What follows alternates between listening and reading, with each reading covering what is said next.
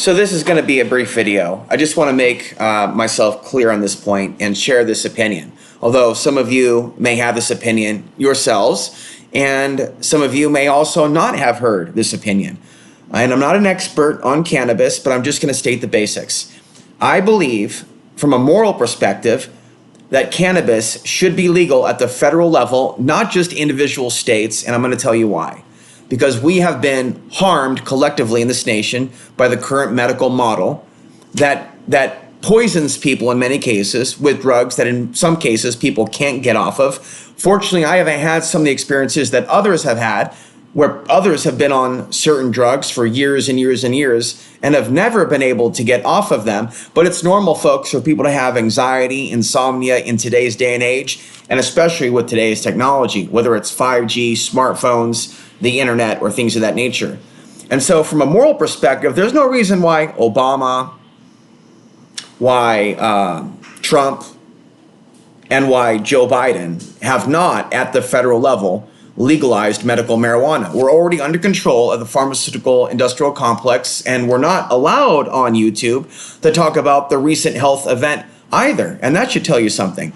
But it's not just about that and the you-know-what. It is about cannabis. Now, I'm going to share some perspectives that you may not have heard before.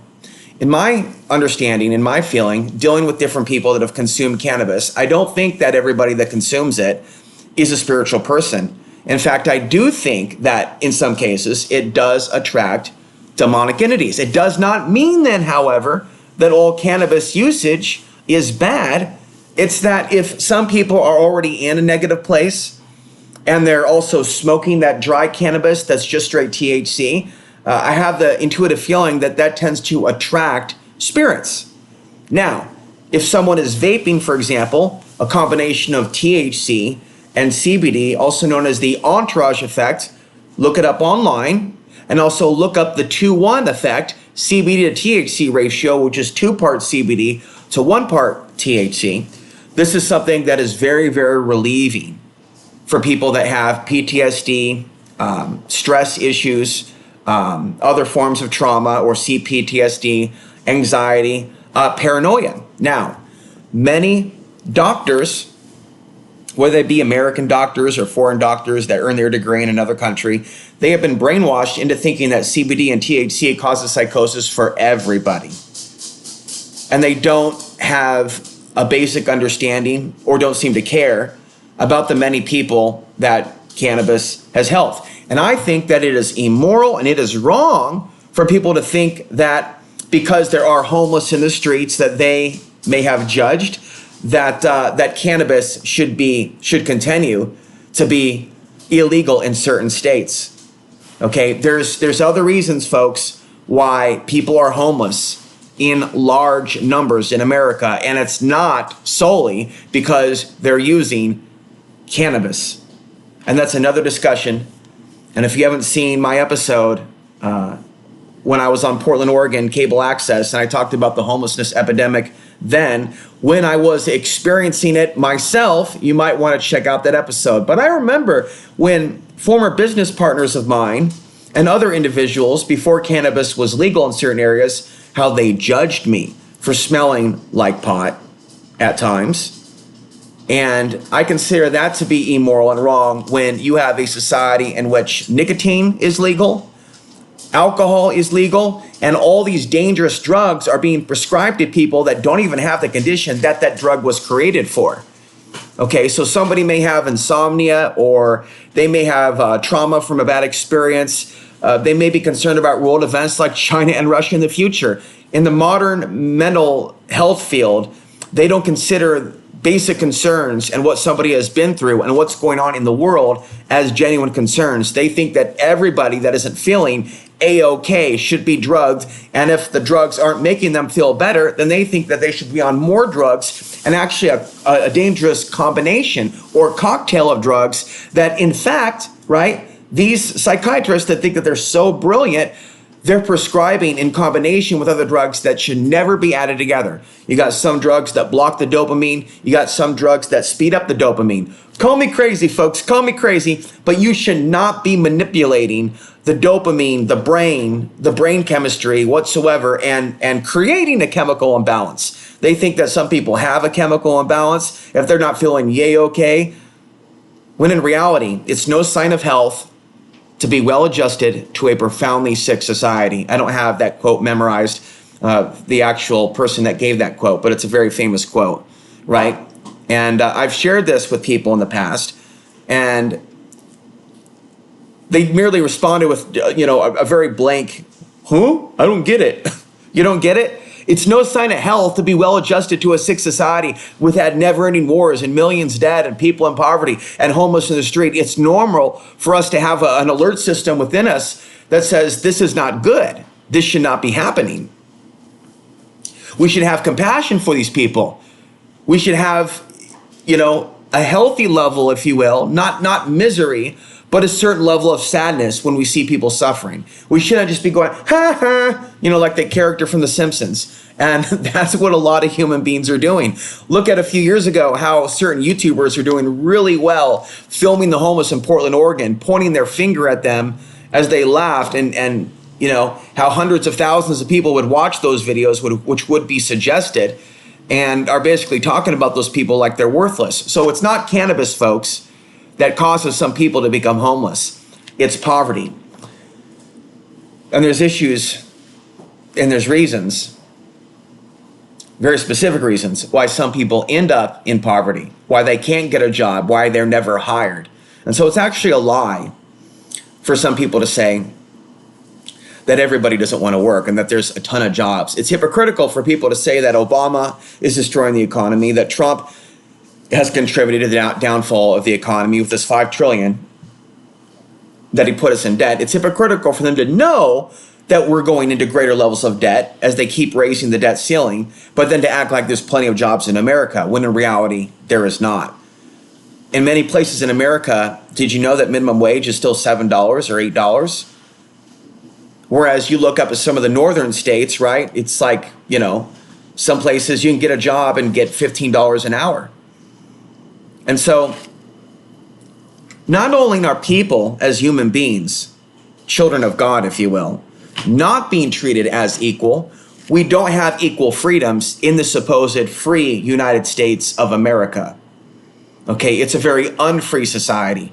What do you think is going to happen when you legalize marijuana in certain states and it's illegal in other states? They're going to transport it anyways. And so the stage is set for people to continue to get pulled into the criminal justice system. And many people of color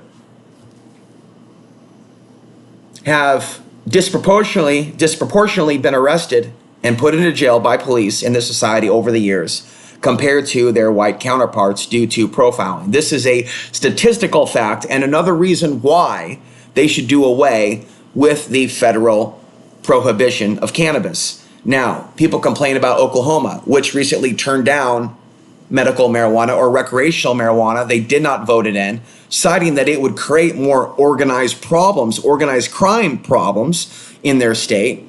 There's been some stories about China, by the way, maybe the Russians too, cartels, others that have involved themselves. And let me just say this, while not being a part of the medical marijuana system, not being an expert in it, not having interviewed anyone specifically on the topic, but just doing my own research. If there are mafia groups getting involved in the medical marijuana program in Oklahoma, something is fundamentally wrong at the state level.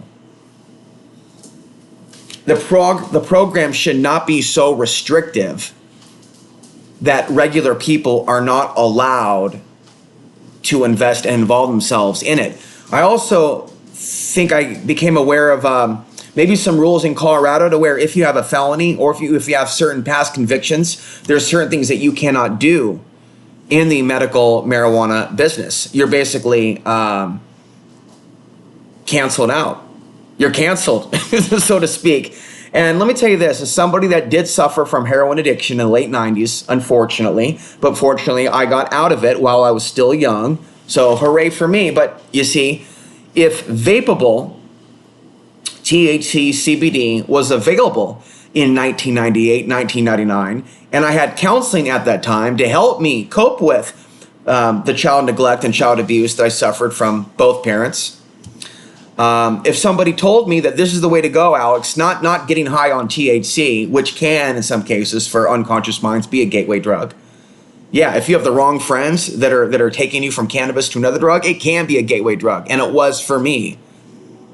You see, but if you're doing it the right way and you're smoking the right strains or vaping the right strains, and from my understanding, the vapes are not toxic, the cannabis vapes. Nicotine is something else. There's another thing called Delta 8, which is not pure. It is synthetic cannabinoid. It is something that is made in a chemical process from CBD in some of the states in which marijuana is not accessible. See, people shouldn't have to go that route in the states in which marijuana is not legal. They shouldn't have to go to a synthetic cannabinoid.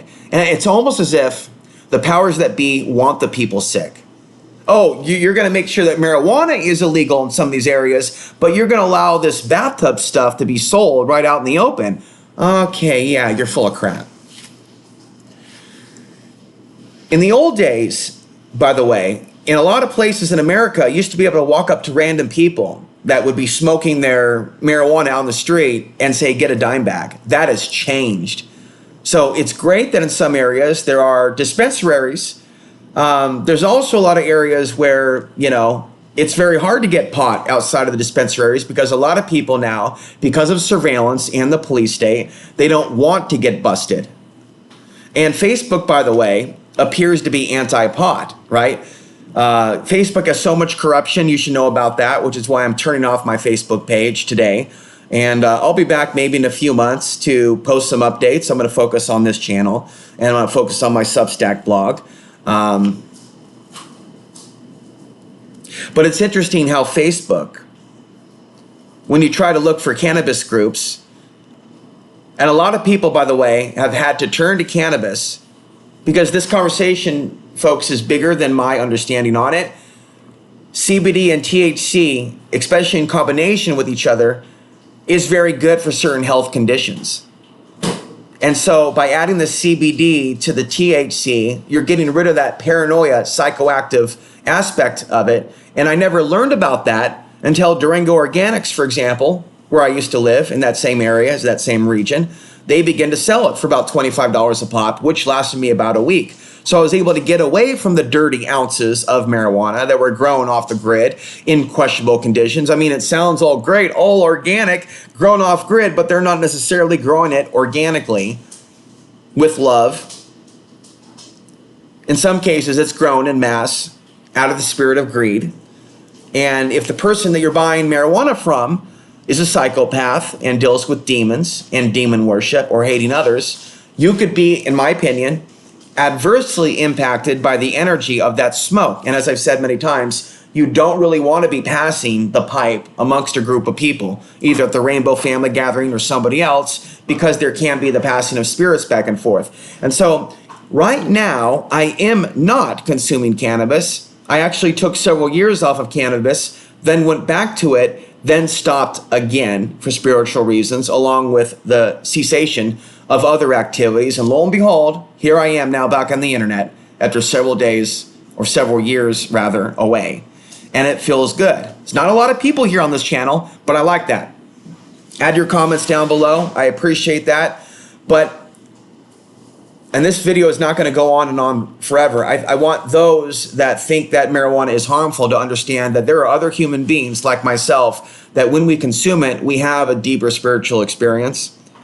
And I would say that some of us that have a documented use of cannabis going back thousands of years in our ancestry, those individuals are more than likely to have a positive experience with cannabis as opposed to other genetic bloodlines in which their ancestors did not use it. So it's not correct, in my opinion, to assume that every single human being is going to respond in the exact same way to cannabis consumption. I've seen a lot of people get very, very dark on me when consuming cannabis. And while my mind might be exploding with ideas, exploding with inspiration, exploding with insight, I'll be sharing with them in my fast-paced way of speaking what I'm thinking about at that moment, and it's blowing out their circuits, frankly. So it has a very different effect on me than it happens to have on a lot of human beings. I think that it is immoral and wrong and going against God, because God put that plant here for a reason. I understand the argument. Yeah, well, do we then consume all plants? No, not necessarily, but it does seem like our body was literally designed to be able to absorb that medicine in a specific way. Due to costs as well, because I rather put my money into healthy food. I rather put my money into vitamins, which I've been increasing at the moment. Magnesium, GABA, valerian root, various other things.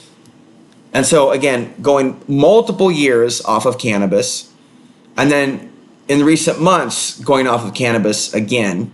And I may consume it in the future, but I would say also that it is not true to say that it's not addictive. It is addictive. That's the problem with it. Once you start consuming it again and consuming it some more, it can be almost impossible for some of us that may have developed a dependency on cannabis in order to relax. It can be very difficult to get back to an equilibrium, if you will. My solution as a person that believes in public speaking and sharing my light is to get back into talking about the things that I talk about on YouTube, to release that energy that I have that's really built up. I listen to some of my old podcasts and I don't know if I really want to upload them. I'm talking so fast and so intensely. I'm having trouble keeping up, and I recorded the damn thing. What I do know is people, by and large, in my opinion, I think that they always like the stoned Alex because my delivery is a lot slower. But I also see when I'm at the market, and I'm, not stoned out of my mind looking, my eyes are clear, and I'm wearing clean clothes, and I'm shaven, and I have like a bright aura, a strong aura. I'm sensing in some cases positivity. I'm noticing older women and women smiling at me more, sometimes men looking at me in a positive way. And I have not noticed in a while, and I don't like the community that I'm in. I don't, but I have not noticed people dogging, giving me the evil eye in some time.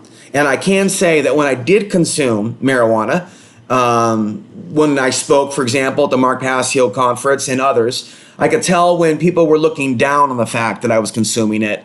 But the fact is, when you're consuming it, it's very difficult for you to put it down. And if you're like me, it's next to impossible to just put it down for a day or a few hours. Once you're smoking it, it's really difficult to not smoke it at all. When I was working, by the way, in Colorado, in Southwest Colorado, and I worked a lot of crappy jobs, consuming cannabis, especially the sativa vape, really helped me handle those difficult work situations in which I really didn't want to be there. The downside of it is the inclination towards paranoia if you're not cutting it with the CBD.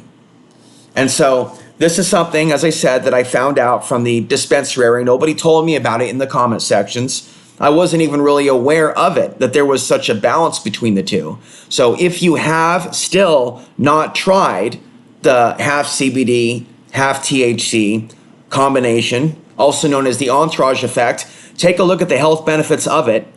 It does minimize the paranoia, and maybe the paranormal a little bit. If you're not smoking a bunch of grass, basically exhaling that smoke out into the wind, which I suspect may be an attractant.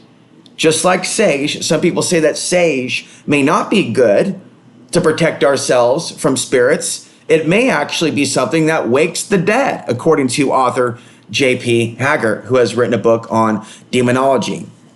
And so cannabis is not a one-size-fits-all kind of thing to talk about.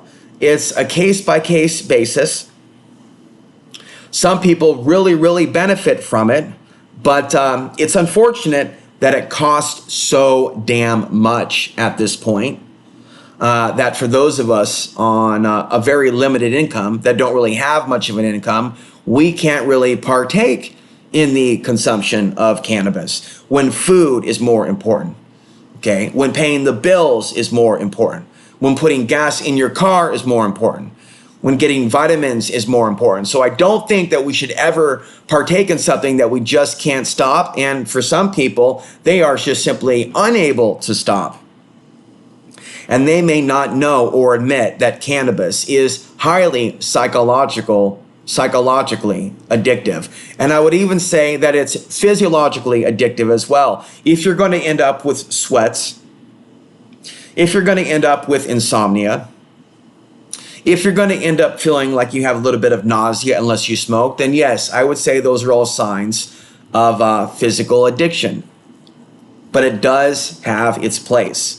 And it is immoral, in my opinion, for people to applaud the police state when they take people away to jail, when they are involved in either the consumption of marijuana, which has happened traditionally over the years, as I've said, to minority communities all across America. But I think that it's also immoral for the government to lock people up that have large amounts of marijuana that they're transporting across the US. I think that it's almost promoting schizophrenia and mental illness for us to think that certain things are okay in certain states, in these supposed free states of the US, and then you literally drive across the border, if you will, to another state where it's not legal, and someone can end up in the penitentiary where horrible things can happen to them, all because they were involved in the transport of medicine. Meanwhile, where is their oversight over the pharmaceutical industrial complex and the deliberate poisoning that many psychiatrists are involved in today? Because a lot of these psychiatrists that are out there, they are literally untouchable, right? The other thing that I'll mention is, this is a side topic, but did you know there's a thing out there called deep fake pornography? Do you know what that is? You don't have to watch it to know what it is. What it is this recent phenomena with deep fakes in which celebrities like Greta and others, public figures, so she's an environmental celebrity, but there's also movie stars as well, in which their picture is taken from social media and it's put into a software program, and then their face is basically put on to a porn scene and put onto certain websites, and there is no law in the US against that.